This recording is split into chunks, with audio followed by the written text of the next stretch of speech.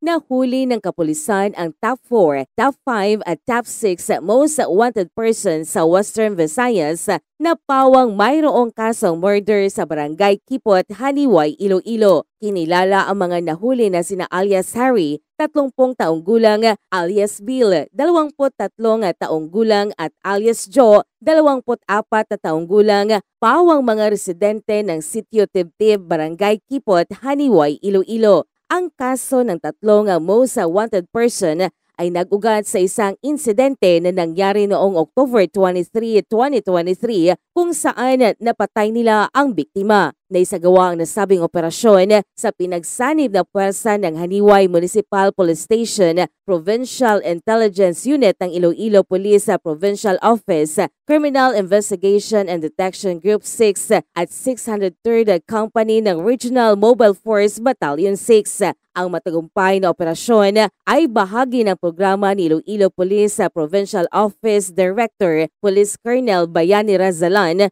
na palakasin ang kampanya laban sa mga wanted persons. Ito si Jennifer Karikitan para sa Radyo Alternatibo Balita Nationwide.